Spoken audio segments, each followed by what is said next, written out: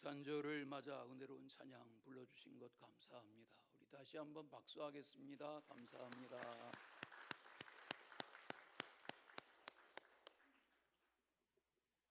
성탄의 평화와 기쁨이 함께 하시기를 바랍니다. 우리 전우자 후에 인사하겠습니다. 진심으로 메리 크리스마스. 다시 한번 맞은편을 보시고 메리 크리스마스. 다 잘하시는데 두 사람이 아주 무뚝뚝해요. 기쁜 평화의 성탄절기 되시기를 바랍니다. 이 계절이 되면 이 성탄절이 지나기 전에 찾아 읽는 유명한 본문 중에 하나가 오늘 읽으신 말씀이죠.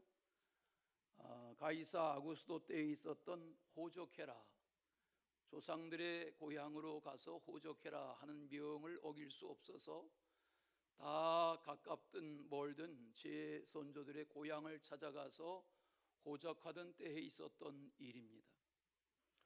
나사렛에서 살던 요셉은 선조들의 고향이 베들레헴입니다. 지도에 보면 저 북쪽에 나사렛이 있고 예루살렘을 지난 남쪽에 베들레헴이 있습니다. 그 거리가 170km이니까 서울에서 대전보다 훨씬 멉니다. 2000년 전에 그 먼 거리를 이동한다는 일은 짐승을 타고 가도 만만한 거리가 아니었을 것입니다. 더군다나 만삭의 아내들 마리아를 데리고 함께 그 험하고 먼 길을 가는 지치고 고단한 길을 찾아갔을 때에 묵을 곳이 없었습니다. 요즘처럼 미리미리 예약하는 그런 숙소 예약 문화가 없던 때의 일입니다. 당황스러워진 요셉이 산길을 느끼는 아내들 마리아를 부축하며 찾아 들어간 곳은 짐승들이 묵는 마구간이었습니다. 거기서 하나님의 아들 예수님이 태어났습니다. 강보 포대기에 쌓아서 말구 위에 뉘었습니다. 밤이 되었습니다.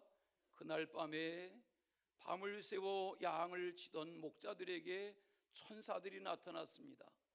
그리고 천사들이 이 목자들에게 그날 있었던 일을 자세하게 알려주고 있습니다. 10절에 보시면 무서워하지 말라, 보라 내가 온 백성에게 미칠 큰 기쁨의 좋은 소식을 너희에게 전하노라. 오늘 다윗의 동리에 너희를 위하여 구주가 나셨으니 곧 그리스도 주시니라. 너희가 가서 강보에 쌓여 구유에 누워 있는 아기를 보리니 이것이 너희에게 표적이니라. 그렇게 천사가 설명해 주었습니다.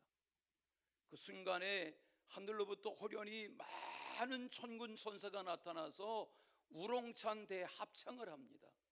오늘도 우리가 합창하는 찬양을 대했습니다. 수를 헤아릴 수 없는 천군 천사의 합창의 가사가 들려집니다. 지극히 높은 곳에서는 하나님께 영광이요, 땅에서는 기뻐하심을 입은 사람들 중에 평화로다. 이 천사들의 찬양 소리 가운데 또 천사들이 나타나서 목자들에게 전해준 그 내용 가운데, 그 메시지 가운데 하나님의 아들이 오신 이유, 하나님의 아들이 이 땅에 탄생하신 목적이 무엇인지를 가르치는 내용이 다 담겨 있습니다. 성탄절은 어떤 절기인가? 하나님의 아들이 이 땅에 사람의 몸을 입고 오셨다는 것은 내게 무슨 의미가 있는가? 첫째는 큰 기쁨의 좋은 소식이다 그랬어요. 질문해 보십시오. 여러분 살아가면서 큰 기쁨의 일이 언제 있었습니까? 나 스스로에게, 내 주변의 모든 사람에게 좋은 소식이 언제 있었습니까?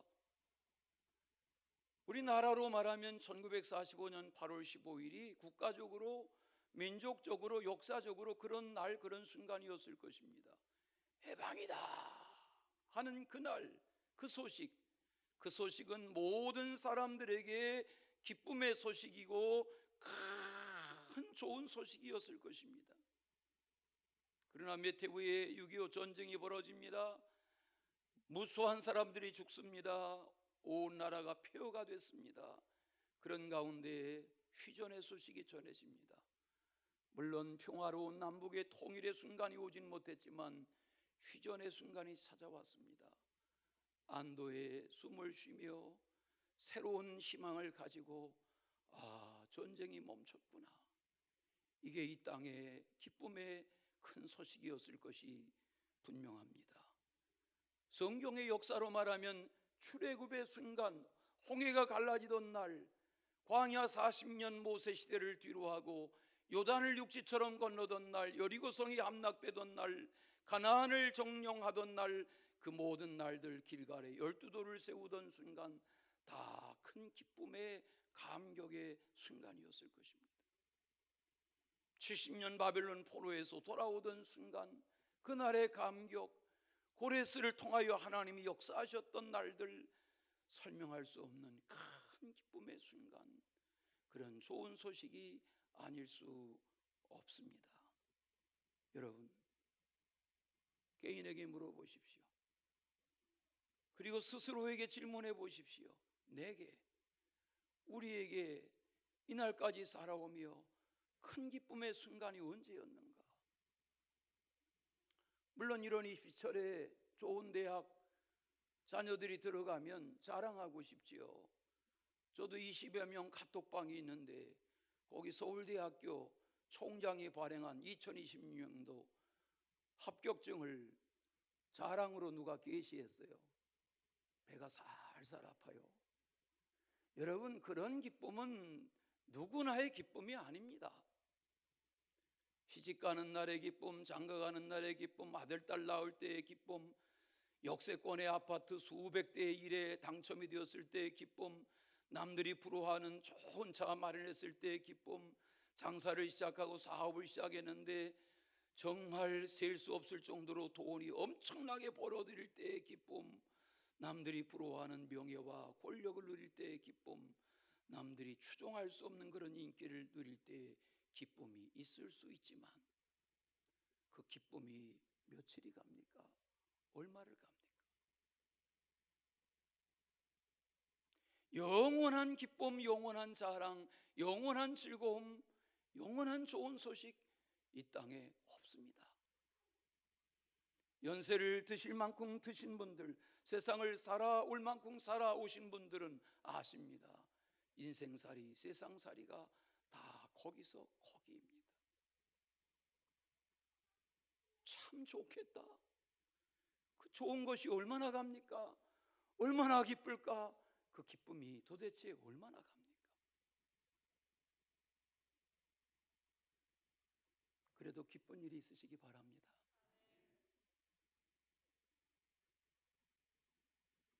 내가 사는 곳에서 사방 심리를 돌아보고 심리 안에 사는 이웃들을 돌아보아서 평생을 살피어 슬픈 일도 없고 걱정할 일도 없고 속썩이는 자식도 없고 괴로운 일도 없고 열불나는 일도 없고 뚜껑 열릴 일도 없고 아무 문제될 일이 없이 산 사람이 있나 찾아보십시오. 없습니다. 그런 인생 없습니다. 다 거기서 거기 우여곡절 속에 삽니다. 그런데 오늘 밤이 되어도 집에 돌아가지 못하고 어두운 밤이 찾아와도 가족을 가까이 할 수 없는 산에서 들에서 밤을 지새워야 하는 짐승과 더불어서 밤을 지새우며 날마다 그런 삶을 사는 그 당시에 고단한 직업 중에 직업이었던 양을 치는 목자들에게 하나님의 천사가 나타나서 온 세상에 미칠 큰 기쁨의 좋은 소식을 준다, 이렇게 말합니다. 맞아요. 그래요. 깨닫고 보면, 알고 나면, 믿어지기 시작하면, 영접하고 나면 하나님의 아들 예수 그리스도로 인한 이 구원의 은총, 대속의 축복, 하나님의 자녀된 권세, 이것보다 더 기쁜 소식은 없어요. 그 그냥 교회 다니는 거 가지고는 안 돼요. 예수님을 만나고 복음을 영접하고 진리가 깨달아지고, 왜 저 사람들은 뭐가 그렇게 기쁜가? 저들은 뭐가 그렇게 좋은가? 예수로 인하여 기뻐지고, 예수로 인하여 좋아지고, 예수로 인하여 살만해지고, 곁에서 내가 보기에는 아무것도 부럽지 않은데 그런 열악한 환경에 사는 저인데 뭐가 그렇게 좋을까? 뭐가 그렇게 기쁠까? 그 영원한 기쁨, 큰 기쁨의 근원이 예수님에게 있단 말이에요. 이것이 성탄의 소식입니다. 오늘 말씀에 보면 온 백성에게 미칠 큰 기쁨이라 그랬습니다. 질문하겠습니다. 예외가 있습니까? 아닙니다. 온 백성이라는 말이 무엇입니까? 누구나 다. 빈보 귀천 지위 고하를 막론하고 어느 민족 어느 누구에게나 어느 시대에나 이 복음이 들어가는 이들, 복음이 받아들여지는 이들마다, 예수가 누구신지를 깨닫는 이들마다 온 백성에게 하나님은 큰 기쁨을 주신다. 이 기쁨은 위로이고 격려이고 소망이고 힘이고 능력이 되는 것입니다.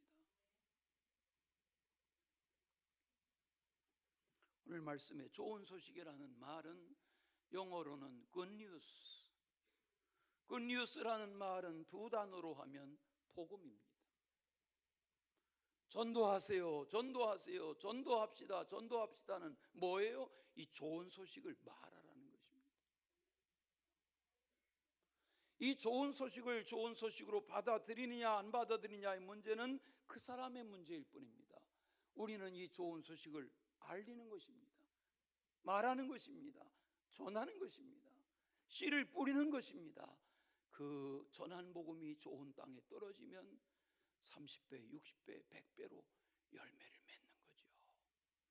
믿지 않는 가정에 들어가서 핍박받던 아내가 남편을 구원하고, 시부모님 구원하고, 자식을 구원하고, 시누이를 구원하고, 시삼촌 구원하고, 다 핍박받던 가정에 들어가서 시댁을 구원해가는 그 역사, 이것은 꼭 먼 나라에 가서 선교하는 것 이상의 놀라운 하나님의 역사입니다.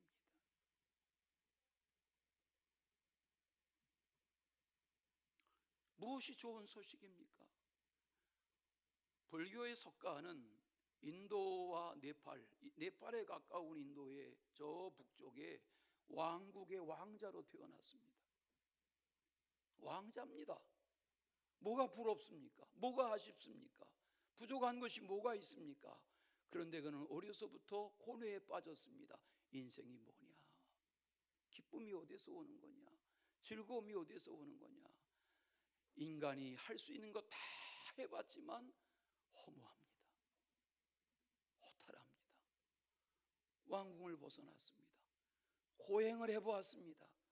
보리스나무 밑에서 6년을 지내며 믿어지지 않지만 하루에 보리 한 톨씩을 먹고 버텼답니다.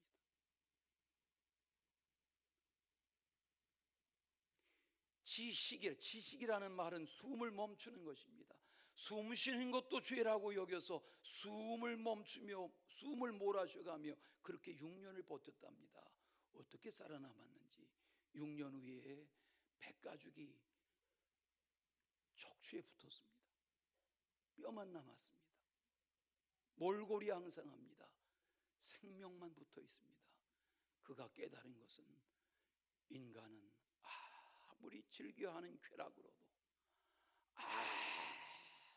아무리 괴로워하는 고행으로도 인간의 대답을 찾을 수가 없구나. 종교개혁자 마틴 루터가 그랬습니다. 그는 빌라도의 법정 계단을 무릎으로 기어 올랐습니다. 무릎에서 피가 납니다. 피범벅이 됩니다. 견딜 수가 없습니다. 그런데도 무릎으로 계단을 기어 오르며 고행합니다. 그런데 그것으로 대답을 찾을 수가 없습니다. 명석한 학자입니다. 신학교의 교수입니다. 나중에 깨달았습니다. 로마서를 읽다가 1장 17절에서 의인은 오직 믿음으로 말미암아 살리라. 어느 순간에 복음이 깨달아졌습니다. 말씀이 보여지기 시작했습니다. 그리고 삶이 달라진 것입니다. 개혁신앙은 무엇입니까? 복음이 깨달아지는 것입니다. 오늘 기도하신 것처럼 이렇게 성탄이 지나고 또 1년을 기다리는 그런 성탄이 아니라 이 성탄절 예배에 예수님을 구주로 영접하시기 바랍니다. 주님을 말씀을 따라 믿으시기 바랍니다. 우리가 부르는 찬양 중에 죄 많은 이 세상은 내 집안이네, 그런 찬양 아시죠? 그 3절 가사 이렇습니다. 저 영광의 땅에 나 길이 살겠네. 손잡고 승리를 외치는 성도들의 기쁜 찬송 하늘 울려 퍼지네. 나는 이 세상에 정들 수 없도다. 오 주님 같은 친구 없도다. 저 천국 없으면 난 어떻게 하나. 저 천국 문을 열고 나를 부르네. 나는 이 세상에 정들 수 없도다. 여러분, 이 찬양은 세상을 도피하는 자의 찬양이 아닙니다. 복음을 아는, 주님을 만난, 은혜를 깨달은, 하나님이 누구신지를 아는 자의 찬양이 이런 찬양인 것입니다. 우리는 이 세상을 살면서 나그네 길에 내게 주어지는 진정한, 영원한, 쇠하지 않는, 누구나 기뻐할 만한 큰 기쁨의 좋은 소식이 무엇인가? 그 대답을 찾는 어른아이, 노인, 젊은이 되시기를 바랍니다. 두 번째는 구주이신 그리스도라 그랬습니다. 또 정확하게 말하면 구주이신 그리스도 주라고 했습니다. 천사가 목자들에게 전해진 기쁜 소식의 내용이 이어집니다. 11절을 보십시오. 다 같이 한번 11절을 큰 소리로 읽겠습니다. 다 같이. 오늘 다윗의 동네에 너희를 위하여 구주가 나셨으니 곧 그리스도 주시니라. 자, 여기 보면 구주, 그리스도 주 그랬어요. 예수님을 그냥 예수님이라 하지 아니하고 구주, 그리스도 주 그랬어요. 이 표현은 신구약 성경에 유일합니다. 예수님을 이렇게 세 가지의 표현으로, 세 가지 방법으로 묘사한 표현은 성경에 여기밖에는 없습니다. 잘 들어보세요. 그러면 왜 주님은 누가를 통해서 예수님은 구주이시고 그리스도이시고 주님이라고 말했는가? 여기 구주라는 말은 우리를 구원하는 주님이란 말입니다. 우리를 구원하는 전능자란 말입니다. 그리스도라는 말은 메시아란 말입니다. 그리스도는 기름 부음을 받은 자란 말입니다. 왕을 말합니다. 제사장을 말합니다. 선지자를 말합니다. 왕 중 왕으로 오신 예수님, 지극히 큰 대제사장으로 속죄하신 예수님, 어린 양이신 예수님, 우리의 말씀의 근본이신 선지자 중에 선지자이신 예수님이 그리스도이시고 그분이 우리의 큐리오스 주님이란 말입니다. 유대인들은 어느 순간부터 여호와라 여호와라 야훼라 야훼라 부르는 것을 조심스러워하고 하나님을 부를 때 주님이라고 불렀습니다. 높이는 것입니다. 그런데 예수님을 천사가 와서 말합니다. 지금 너희가 가서 볼 강보에 쌓여있는 하나님의 아들은 구주이시며 그리스도이시며 주님이시다. 예수님이 여러분 각 사람의 삶을 이끌어가는 구주가 되시고 그리스도가 되시고 나의 가장 존귀한 주님이 되시기를 바랍니다. 여러분, 예수님을 인생의 주인으로 모시고 살 때, 예수님을 나의 왕으로 모시고 살 때, 예수님을 나의 대속주로 모시고 살 때, 예수님의 말씀이 나의 삶의 전부인 것으로 여기고 살 때 주님이 그런 은혜를 갖게 하시는 줄로 믿습니다. 예수를 중국 사람들은 성경을 번역하면서 예수라는 이 지저스, 예수라는 이 의미를, 뜻을 어떻게 한자로 표현해야 하나 학자들이 연구하다가 쓴 표현이 야소라는 표현입니다. 그래서 예수교를 야소교라고 합니다. 예수님을 야소라고 그럽니다. 그 야자는 찾아보면 간사하다는 뜻입니다. 간사할 야자입니다. 그런데 왜 예수라는 이름에 간사할 야자를 붙였을까? 뒤에 소자가 깨달을 소자입니다. 간사하게 살아가는 사악한 무리들에게 예수가 깨달음이 된다. 이 진리를, 이 성경을 연구하며 번역자들이 그렇게 명명한 것입니다. 예수님을 만나면 간사한 자가, 세상을 교활하게 살던, 거짓되게 살던 인생이 예수님 만나면 바뀌어집니다. 달라집니다.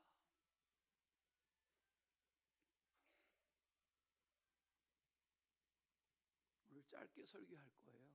예, 그런 멜로디예요. 여러분, 세계의 7대 불가사의 중에 하나인 애굽의 피라미드, 그 피라미드 안에 있는 미라, 그게 다 왕과 왕비와 왕족들의 미라죠. 그 곁에 있는 그 시대의 최고의 왕의 유물들, 그걸 다 합쳐도 하나님의 아들 예수 그리스도의 왕의 권세를 대신할 수는 없습니다. 그러므로 예수님은 구주이시고 그리스도이시고 주님이신 것입니다.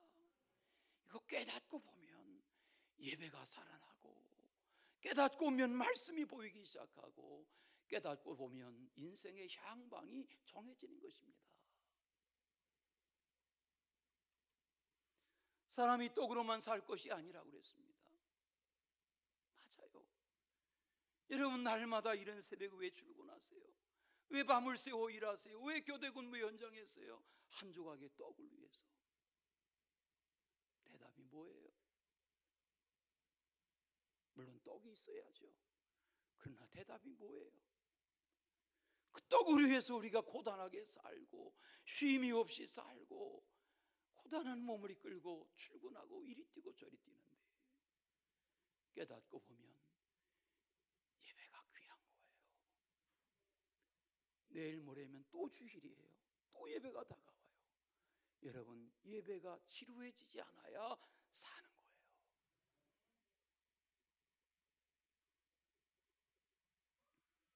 오늘 말씀해 보면 다윗의 동네에 그랬어요. 오늘 다윗의 동네에. 무슨 말이에요? 왜 베들레헴이라고 하지 않았나요? 왜 다윗의 동네라고 했나요? 맞아요. 베들레헴은 다윗의 동네예요. 베들레헴은 다윗이 태어났기 때문에 유명해요. 베들레헴에는 다윗의 기념관도 없고 박물관도 없어요. 그러나 왜 다윗의 동네라고 말하는 거예요? 하나님은 베들레헴에서 난 목자였던 다윗을 통하여 역사에 위대한 일을 하셨어요. 하게 하셨어요. 쓰임받게 하셨어요. 모세가 위대하지만 다윗이 훌륭해요. 모세가 뛰어나지만 다윗을 빼어놓을 수가 없어요. 여러분, 다윗의 시편을 대해보세요. 다윗의 생애를 우리가 압니다. 왜 사울과 다른 것입니까? 사울도 40년 왕, 다윗도 40년 왕인데 사울과 다윗은 뭐가 다릅니까? 여러분, 히틀러는 1000만 이상을 죽였습니다. 스탈린은 4000만 이상을 죽였습니다. 그들의 권세가 어디로 갔습니까? 다윗은 왜 유명한 것입니까? 다윗의 후손으로 오신 예수님, 다윗의 자손 예수여, 이렇게 부르짖을 때에 눈이 떠지고 나병이 깨끗해지고 문제가 해결되고 질병이 떠나가고. 예수님은 그리스도세요. 예수님이 나의 주님이세요. 물론 이런 말씀을 듣고도 다시 집에 돌아가면 내 집안 환경이 그대로 멈추고 있죠. 목사님, 나는 평생 예수 하며 살아도 내 삶은 늘 이런데요. 안 해요. 그래서 어쨌다고요? 남들과 비교하지 마세요. 지금 생명 있으시잖아요. 지금 살아가시잖아요. 지금 예배하고 계시잖아요. 지금 복음이 들려지시잖아요. 이게 기쁜 거예요. 이게 감사한 거예요. 그리스도가 구주로 주님으로 영접되는 이것이 누구와 비교할 수 없는 감격인 거예요. 마지막은 하나님께 영광, 하나님이 기뻐하신 사람들에게 평화라고 했습니다. 영광이 무엇입니까? 여러분, 인간 사이에 영광스러운 일이 있습니까?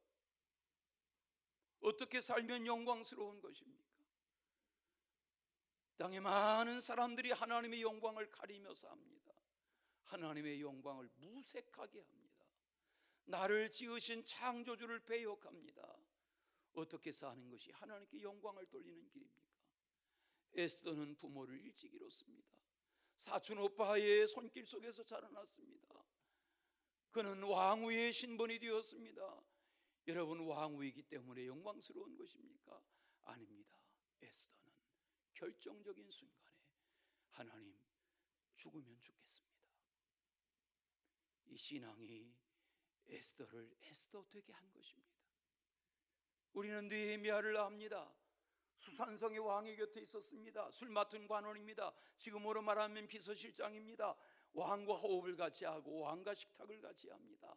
그런 저가 선조들의 땅 예루살렘에 소식을 접한 후에 잠을 안 자요, 밤새 기도해요, 울어요, 슬퍼해요, 한 달이 가요, 두 달이 가요. 왕이 느헤미야의 얼굴에 수심을 알게 됐어요.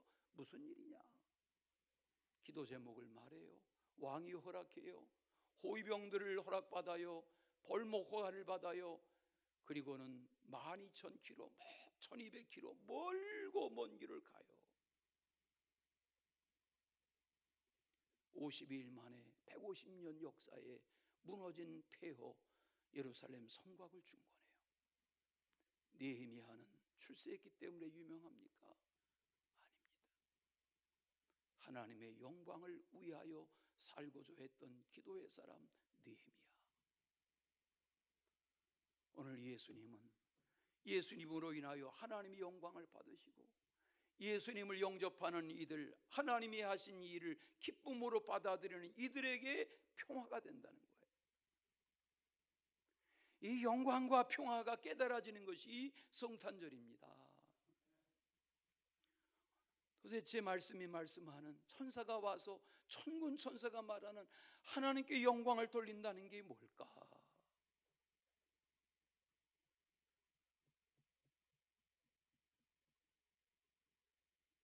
저는 저 청소년들에게 그런 삶이 주어지기를 바랍니다. 내 삶에 나를 통하여 하나님이 영광을 받으시는 일이 뭘까? 하나님의 아들을 기다리던 예루살렘 성전에 시몬도 있고 안나도 있었는데 하나님의 아들의 오심을 천사들은 성전에서 밤새 기도하던 시몬에게, 안나에게 말하지 않고 추운 겨울이 와도 밤이 와도 계절이 변해도 가족에게 가지 못하고 들판에서 계절이 바뀌고 옷 갈아입을 수도 없고 목욕할 수도 없고 짐승의 냄새 가운데서 밤을 지새우던 들판의 산허리의 베들레헴 목자들에게 하나님이 천사를 통해서 이것이 하나님께 영광 돌리는 길이야, 이것이 사람에게 평화가 임하는 하나님의 기뻐하시는 바야 라고 깨우쳐 주신 거죠. 진리가 여러분의 마음속에 가득하시기를 축원합니다. 우리 고린도후서 1장 20절을 화면에 보시고 한번 같이 읽겠습니다. 다 같이. 하나님의 약속은 얼마든지 그리스도 안에서 예가 되니 그런즉 그로 말미암아 우리가 아멘하여 하나님께 영광을 돌리게 되느니라. 아멘. 어떻게 해야 하나님께 영광 돌린다고요? 아멘이 뭐예요? 말씀 따라 사는 삶이 아멘이에요.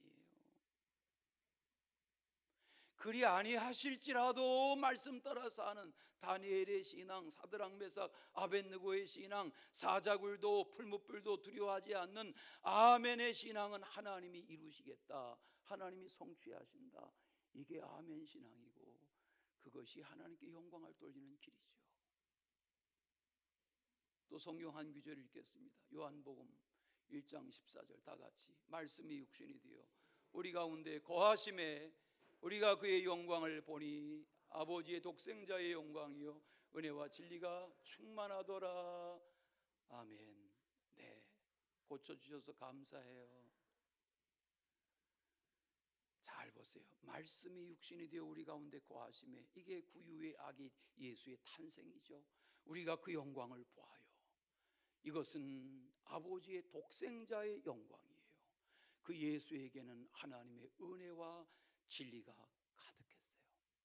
그분은 말씀이 육신이 되어 이 땅에 오신 하나님의 아들이세요. 멕시코 선교지에 가니까요, 거기는 개신교는 적고 가톨릭이 성한 그런 나라인데, 길거리에 가니까 다 기독교 용품을 파는데 아기 예수를 팔아요. 불교 아기 동자처럼 아기 예수를 팔아요. 아기 예수가 우상이야. 진리를 깨달으면 좋죠. 여러분, 예수님은 아기로 오셨지만 그분은 나사렛에서 자라셨고 키가 지혜가 자라셨고 하나님과 사람에게 사랑을 받으셨고, 그는 12살 때 서기관들과 함께 대화하실 정도였고 그분은 십자가에 죽으셨습니다.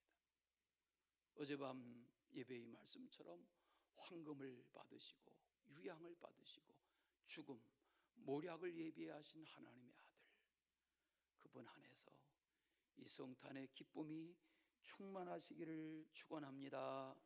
사랑의 주 하나님 아버지, 주님의 은혜를 감사합니다. 성탄절을 맞아 예배하는 각 사람에게 복음이 깨달아지게 하시고 인생의 가장 큰 기쁨의 좋은 소식이 무엇인지를 알아 그 삶을 누리며 증언하는 하나님의 사람들 되게 하여 주시옵소서. 예수 그리스도 이름으로 기도하옵나이다. 아멘.